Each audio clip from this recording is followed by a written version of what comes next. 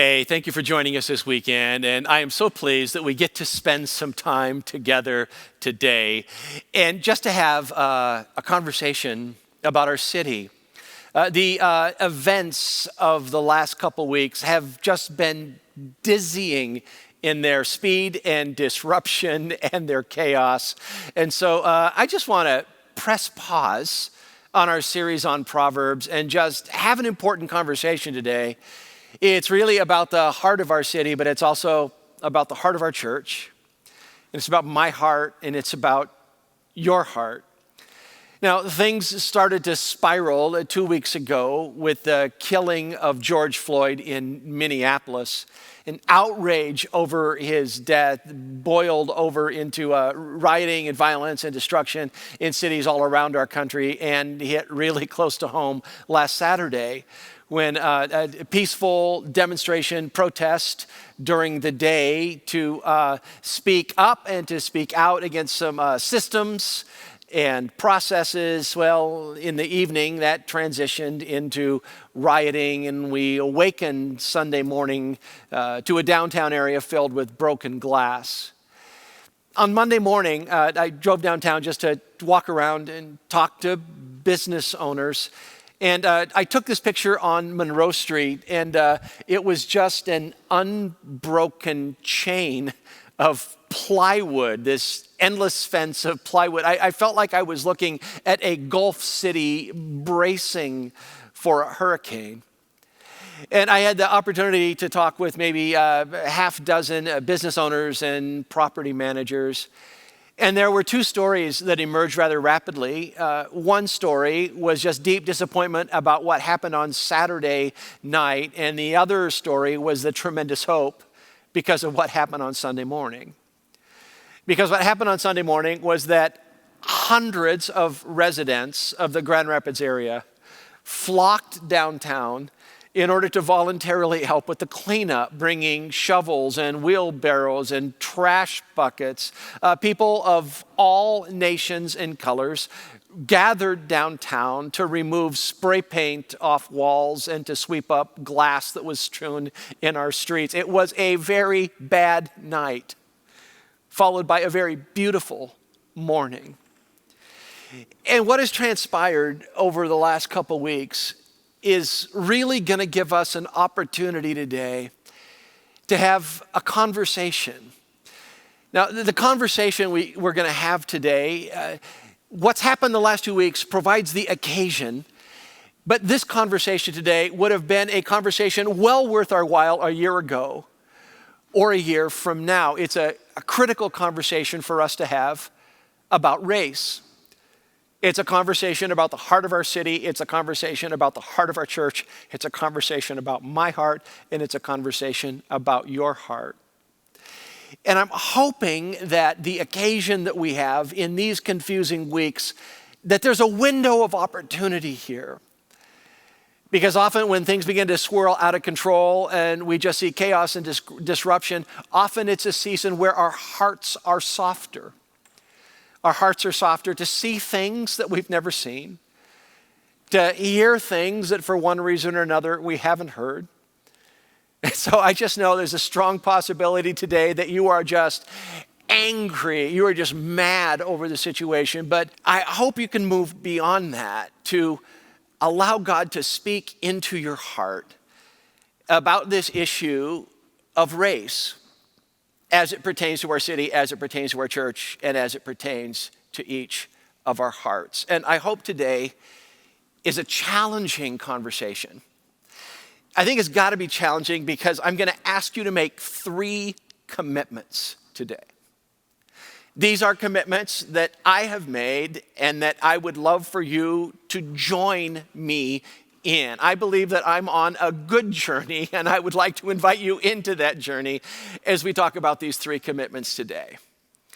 And the passage of scripture that I want to turn to is a conversation that Jesus has.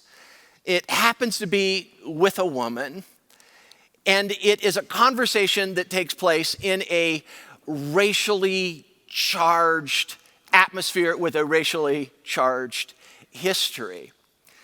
And just the location of the story, and the location is pivotal and it's critical, so let me take you there. The location is it's a place called Samaria. Now, in Jesus' day in the first century, what we know as Israel, it was divided into three separate territories. You have Galilee in the north, Samaria in the middle, and Judea in the south. And Jews lived in the north in Galilee. That's where Jesus is born and raised, does much of his ministry. Judea in the south, Jews live there too. That's where the Temple of Jerusalem is. But in the middle, it is Samaria, and that's where the Samaritans lived. So the Jews are surrounded, the Samaritans in the middle are surrounded on either side by the Jews. And what I would like to do is just read you the opening verses of the story. They happen to be in John chapter 4. And as soon as we begin reading John chapter 4, the story of what happens to Jesus as he's going through Samaria with his disciples, we realize the racial energy that is behind this story. We read these words. It simply says, Jesus, tired as he was from the journey, sat down by a well. The disciples, they go into town to buy groceries. Jesus is on the outskirts of town. Just notice, he's tired. Jesus, tired as he was from travel, he sits down by a well. And then we're told not simply that a woman comes out to get water, but a Samaritan woman comes out to get water. And Jesus asks her for a drink of water from her pitcher, from her vessel. And she responds by saying, "What are you talking about? Jews don't drink from the same water containers that Samaritans drink from." She words it like this. John chapter 4, verse 9. The Samaritan woman said to him, "You are a Jew, and I am a Samaritan woman. How can you ask me for a drink?" And then John, the author, writes this little note here. He says, "For the Jews do not associate with Samaritans." For Jews do not associate with Samaritans. See, Jesus is at the well, this woman is at the well, and this is a racially charged history that they're part of. The Jews do not associate with the Samaritans. And if you're just reading this and you don't know the history, you go, man, what's up with that? Well, what you walk into in this Jesus story is 500 years of animosity. Much of it centered around this building here. It's the Temple of Jerusalem.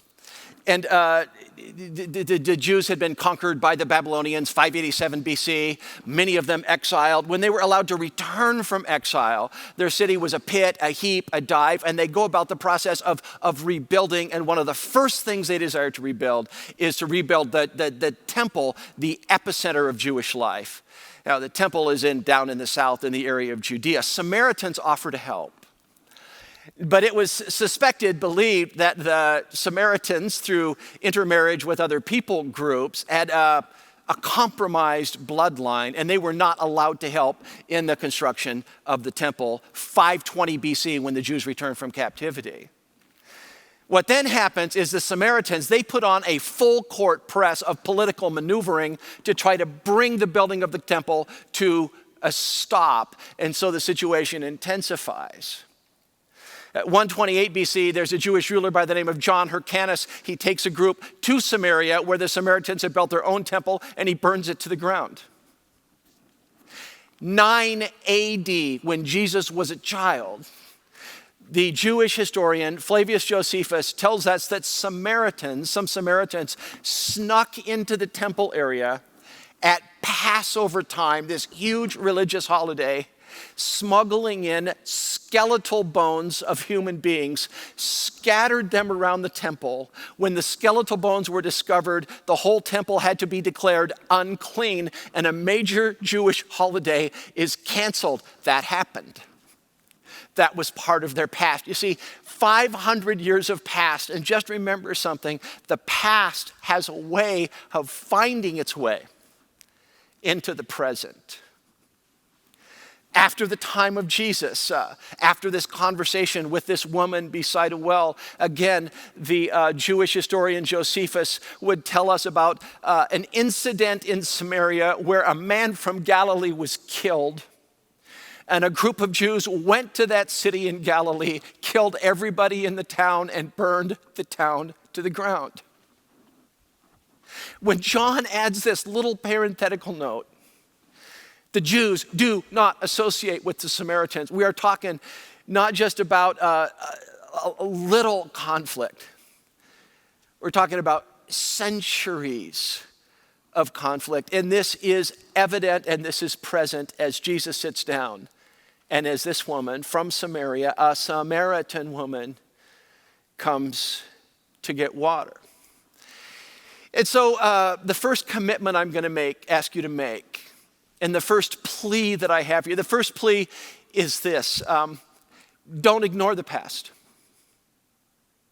Plea number one: don't ignore the past. I simplified that a little with just 2 words, and it's just this: look back. Commitment number one: be willing to look back. Be willing to look back on our own history as a people and our own history as a country.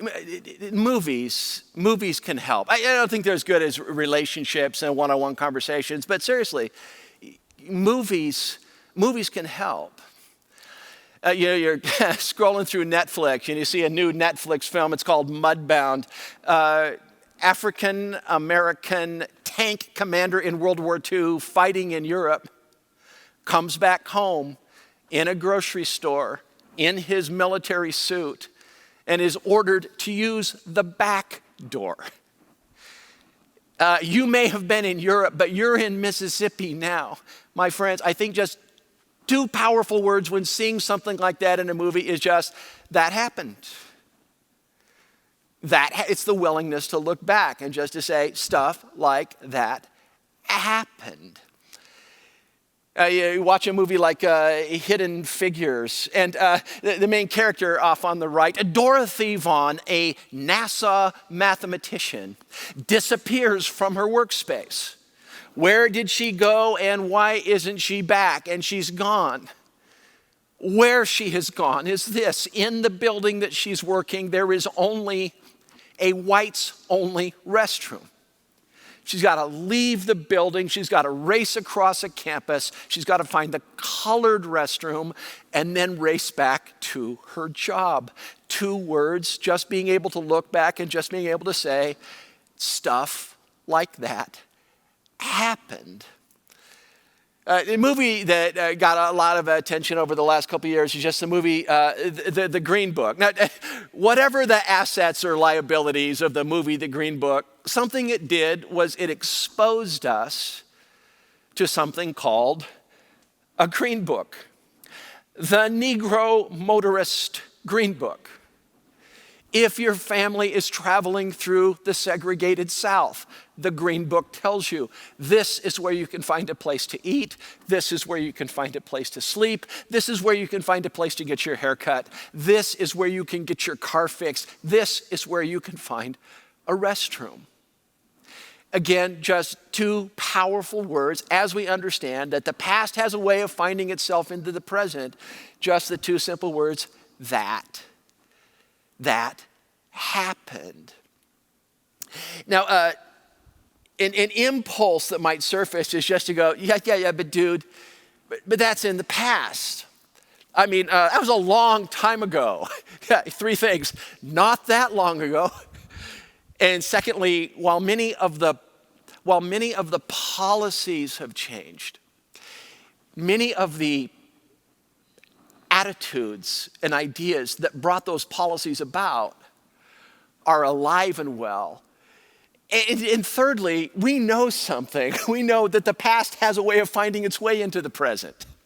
I mean, we don't have to be in a race conversation to recognize this. You just have to be in a marriage where you find yourself arguing some evening, and it's this heated argument, and then all of a sudden something dawns on you. All of a sudden you realize that you're not just arguing about the matter at hand.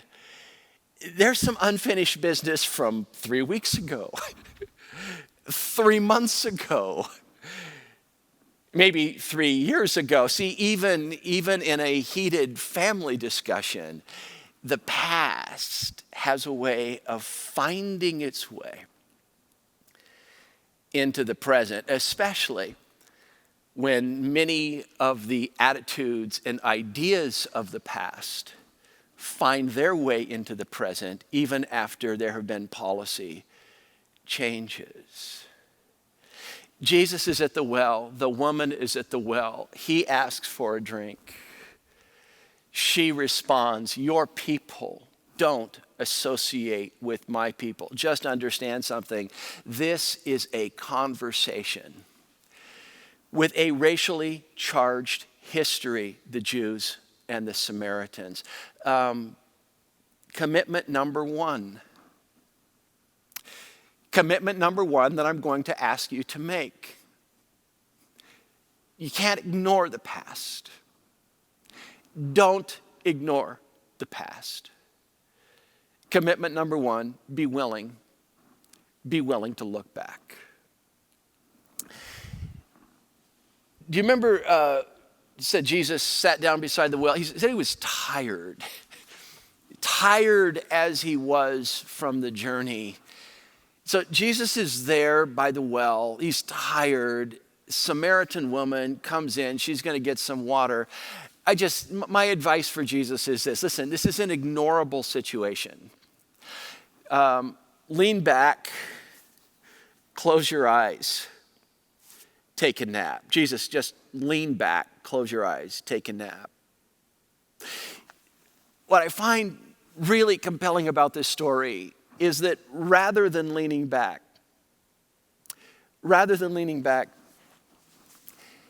Jesus leans in. Rather than leaning back, Jesus leans in. And the way the story unfolds, if you read through it, something that's really, really interesting is there's just this, he said, then she said, then he said, then she said, then he said, then she said, then he said, then she said, then he said, then she said. He said, may I have a drink? She said, Jews don't associate with the Samaritans. He said, if you knew who you're talking to, you'd be asking me for living water. And she says, the well is deep. How are you going to get water? He says, bring your husband. She says, I'm single. He says, that's accurate. But you've been married 5 times and you've been dumped 5 times, and the guy that you're with now, he'll give you his bed, but he won't give you his name. She says, I perceive that you are a prophet. I've got a question. Where should the temple be? Should it be in Samaria or should it be in Jerusalem? And Jesus says, the time is coming and now is, when you won't search for worship in a building. God is a spirit, and those who worship him will worship him in spirit and in truth. And she says, well, when Messiah comes, he's going to sort all this out. And he says, you're looking at him. He says, she says, see, here's the deal. I expect to find the words of Christ. But here in the narrative as it unfolds for us, you see the statements of this woman from a different racial group. Her words are recorded and her words are honored. Listen to me, her words matter. See, what we have in John chapter 4 in the woman at the well story, Jesus doesn't give a speech. He engages in a conversation. He leans in. And this is the second commitment I want to ask you to make, and it's just the commitment, lean in. When you feel like leaning back, closing your eyes and taking a nap, instead of leaning back, lean in. It was a year and a half ago. I was at a wedding reception. You know, that time where people are just kind of mixing and some people work in the room, before you actually sit down to the meal. And a guy approaches me, African-American guy, newer to Grand Rapids, and he brought his family to Grand Rapids to take an executive level position, kind of a CEO type job here in our fair city. Now, in the course of conversation and later conversations, I began to see that his resume was rather impressive. He is a graduate of the United States Naval Academy, and then had a career of distinction in the military for a better part of a decade. After that, he went to business school, earned his MBA at Harvard Business School. And then after serving in corporate leadership in a couple different places, I think it was like Florida and then Chicago area, he located his family to Grand Rapids in order to take an executive position here. I don't know what file or what folder you look to file things like this, but the folder I'm looking for is very sharp cookie, as I'm having this conversation. And he knew that I pastored Ada Bible Church. And so after the small talk, there was a pause. And after the pause, there was a question. And the question was this: Jeff, would you ever be open to a conversation about what it's like to be black in Grand Rapids? I go, sheesh, here we go. No, this was a person without an axe to grind, without a chip on his shoulder. The assumptions behind the question, there are a couple different assumptions. One is, I think I see some things that you might not see. And the second assumption was, I think you might be interested in seeing what I see. But in order to see what he sees, I had to decide, do I lean back? Or do I lean in? Now, I would like to think that the reason he wanted to have a conversation with me was because of my charming personality and brilliant insight, but it's not. He knows that I shepherd and lead you. And somehow, if I can see what he sees, perhaps together we can see what he sees. See, this conversation wasn't really about me. This conversation was about us. Now, I don't know what triggered in your mind with this, Jeff, would you ever be open to a conversation about what it's like to be black in Grand Rapids? But maybe just something surged in you that just went, Jeff, come on, man, I'm not seeing it. Our city is awesome. Hey, guess what? Our city is awesome. And there are these national reports that keep coming out telling us exactly how awesome our city is. There was this one, Forbes magazine, 2012, where a ranking of Grand Rapids ranked number 1, best cities for raising a family. Yes. There was this one from 2 years ago, 2019. We ranked number 2, top housing market for millennials. Yes, there was this one from this year. We ranked number 3, top cities where U.S. manufacturing is thriving. And for someone who has made Grand Rapids home for 40 years now, when I read these reports, I just go, yes, yes, yes. And then there's this one. This is awesome here. We ranked 51st as in relationship to black Americans economically. 51st. 51st out of how many? 51 out of 52. Hey, we beat Milwaukee. You say, well, for black Americans economically, by what standard, by what criteria? By these criteria: home ownership, entrepreneurship, and median household income. Now, understand something. This is not a study that analyzes white experience from black experience. This is a study that analyzed black economic experience in relationship to what you can experience in other cities. My friends, we did not do well. By the way, those 3 items, home ownership, entrepreneurship, and median household income, get at 3 basic things that people in our culture dream about. Someday owning their own home, maybe starting their own small business, and money enough to provide for your family. And I know when I see studies like that, something triggers in me, and it might trigger in you, where you just go, dude, I'm not seeing it. I'm not seeing it. And all I can say is, many of us just probably don't. But can I do something? Can I take you back to driver's ed? If I can take you back to driver's ed, there you are driving down a freeway, and you've got the driver's education instructor sitting next to you, and you're about to change lanes. And so you look ahead, and you look to the left, and you look to the right, and you look in your rearview mirror and your side mirrors. And before you change lane, your driver's ed instructor says, hey, check your what? check your blind spot. And this is where you take a quick glance over your shoulder and maybe see a vehicle there. All I'm saying is this: just because I don't see it doesn't mean that it's not there and very real.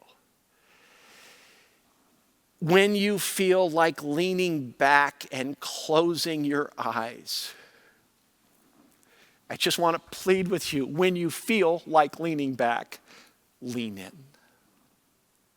When you feel like leaning back, lean in. And this is where one-on-one conversations are so much more powerful than movies from events decades past. In the introduction to the service last week, I mentioned briefly a long-term friendship I have with my friend Carlton, who pastors in San Diego, California. Carlton has informed me that he does not feel entirely safe walking in his neighborhood at night.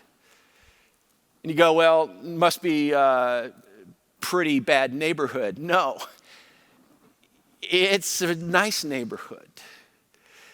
And Carlton is appropriately apprehensive of that telephone call that comes from the other side of the street saying, excuse me, but there is a suspicious black man walking on our street and I think he's snooping around. Carlton does not walk alone in his neighborhood at night because he is appropriately apprehensive of an undignified, sir, turn around, face the car, put your hands on the hood moment. Now look, even as I mention this, I just acknowledge once again, we have so many outstanding men and women in law enforcement in our country, in our region, and in our city. But given our current realities, Carlton is not paranoid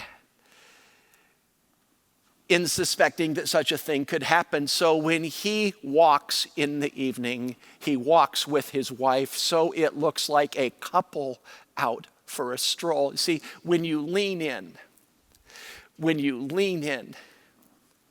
it allows you to see something that maybe you haven't seen before.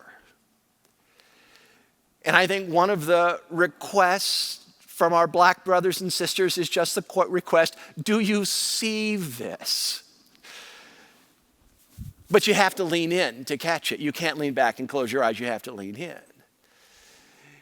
You know, when you hear from a black friend, I get followed when I go through such and such a store. And you go, I think you have an overactive imagination. But then 30-something white friend pipes up and goes, oh, no. I worked at this clothing store at Woodland Mall, and we were told when a black person walks in, follow them to make sure they're not stealing anything. And this is the opportunity to say, okay, I'm beginning to see what you see. Maybe I'm beginning to feel the toll that a series of these things have taken over time. My friends, this only happens if we lean in. If we take the humble posture of a student and we say, just help me see. And just a word of caution here, sometimes we don't see because we don't see, and there are other times where we don't see because we don't want to see. One of these can be excused away as ignorance. One of these can feel very much like willful blindness. And for those of us who call ourselves followers of the Christ, hypocrisy. When George Floyd died on a street in Minneapolis, in the daylight, with witnesses on film, is it not appropriate that around America, our African American brothers and sisters would be asking, do you see it now? Do you see it? This is not just something that happened, but something that happens. Do you see it now? And then the plea, look, is this just our problem or is this our problem? And the time for followers to step forward and say, no, I think this is our problem and not just your problem.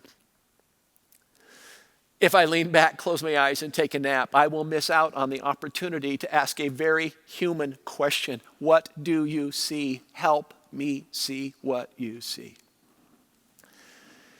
So the two commitments now are look back, because things in the past have their way of finding their way into the present. And lean in. When you feel like leaning back, lean in. There's a third commitment that I'm going to ask you to make. And if you read it, for some of you, it would just look so obvious, but the third commitment is just this. It's love well. Now, what a shock that love again would enter the story, but it's true and it's valuable and it's profound. Love well. See, the reason I believe we have this story of Jesus and this woman beside a well, Jesus, a Jew, and a Samaritan woman beside a well, is that Jesus doesn't only see her as a Samaritan.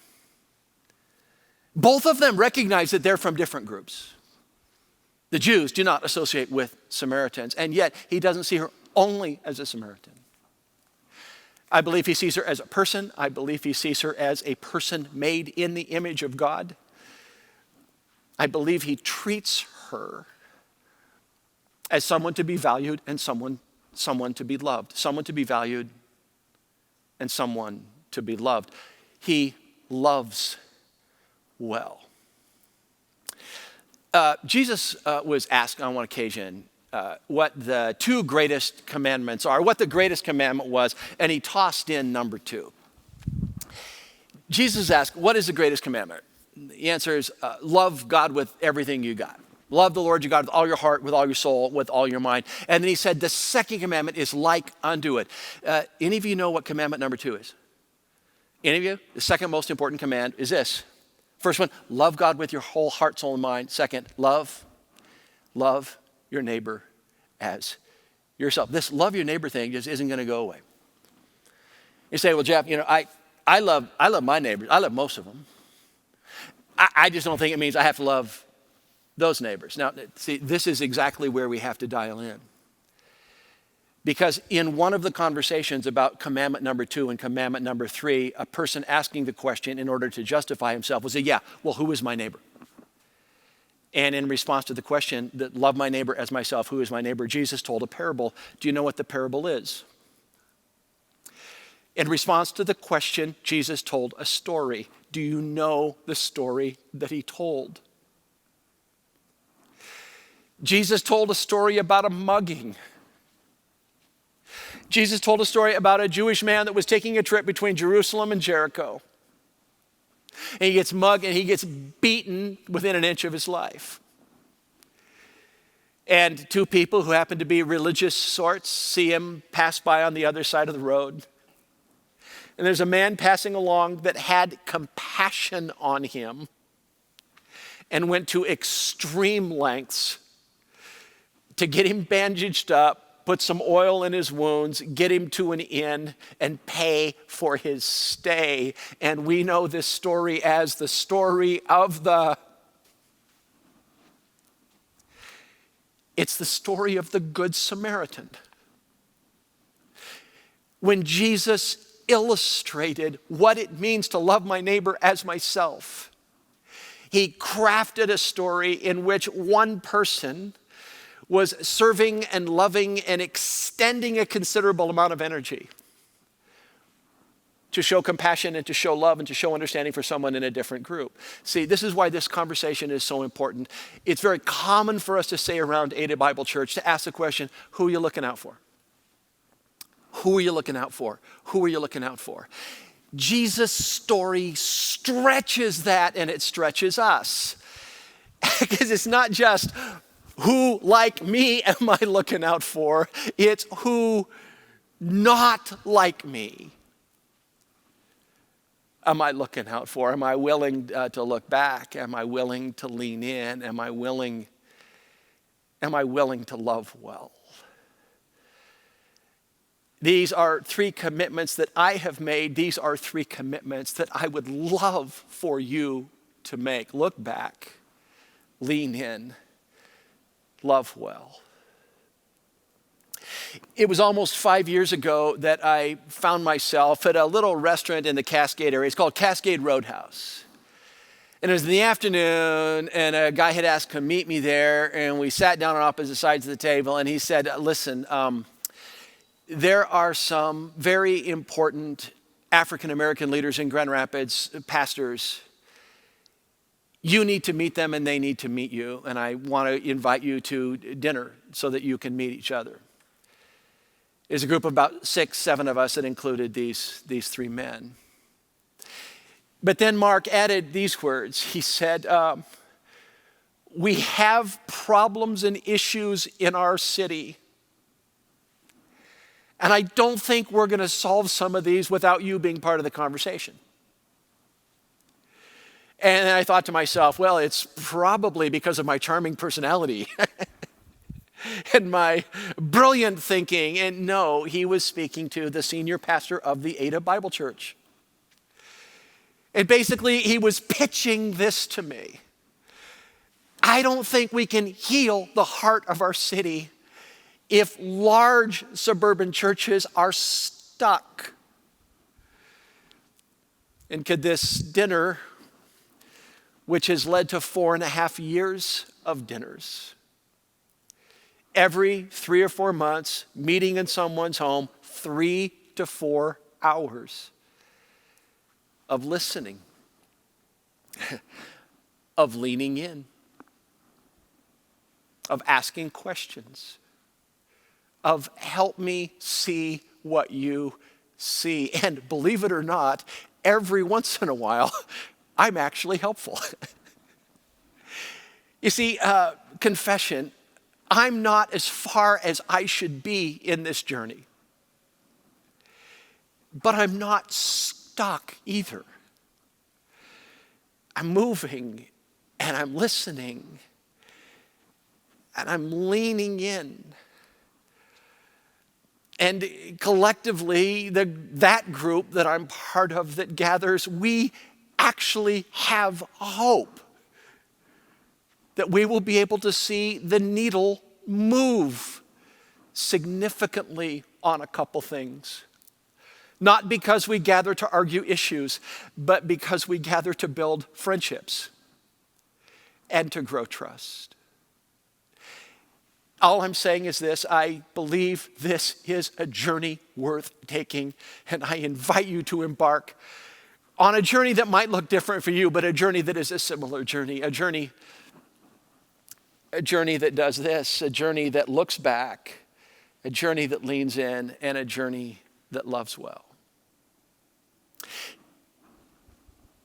I honestly do not know how this conversation today applies to your life. I just know that it does. And I know that this conversation that we've waded into today, if we latch onto it and take it seriously, it can help to cultivate a better heart in our city, a better heart in our church, and a better heart in you. So I ask you to take some challenging commitments, even though you don't know necessarily where all these will lead. Look back, lean in, love well. Look back, lean in, love well. May our gracious God open our eyes and move our feet. We ask this in the name of our Lord, who sat beside a well and loved well. We'll see you next week.